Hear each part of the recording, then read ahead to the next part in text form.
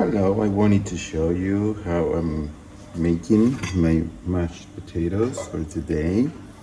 It is going to be potatoes, butternut squash, and a few cloves of garlic.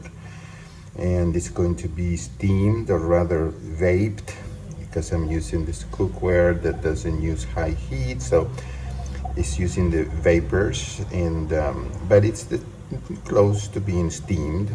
And so when it's done, I'll show you how I mash it. It's very simple, obviously. And in here I have my greens. I gotta have my greens today is broccoli, and again this cookware doesn't use water or high heat, so it's gonna keep all the nutrients. And that with a leftover lentil stew is going to be my lunch, and I'm sure I'm going to have leftovers so that I can have it at night or later on in the day if I get hungry. And that is how simple and delicious food is made. Okay, so the potatoes and this butternut squash are done. And so is the broccoli. Yum, it smells wonderful. So let's go ahead and make this mashed potato with butternut squash and garlic.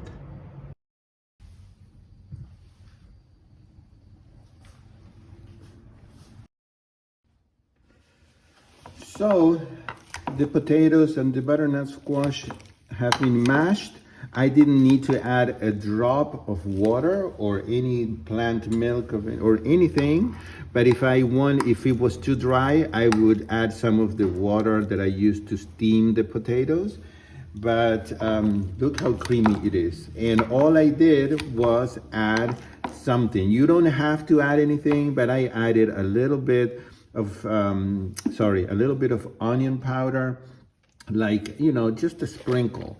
And I added like a teaspoon of oregano. Oregano makes it taste really good. And I also sprinkled a little bit of smoked paprika.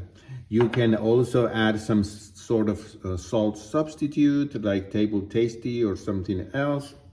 And look at the creaminess of this. You don't need milk, you don't need butter, you don't need any of those things that cause inflammation. And let's give this a try. And oh, look at that.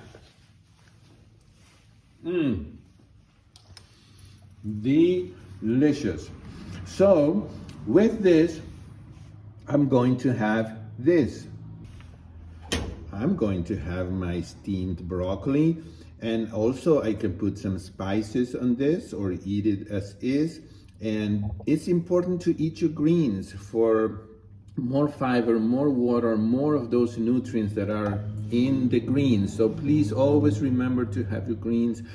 And in my case, and if you're trying to lose weight, before you eat this and the broccoli, I would have a bowl of the weight loss soup or a nice salad just to preload your stomach with low calorie density food so that you will eat a little bit less of the higher calorie density food. Even though this is all whole food and plant-based, but that technique of preloading is important for those of us who want to continue losing weight. So I hope that you will try this. This is an incredible way of making mashed potatoes, and I will see you in the next video.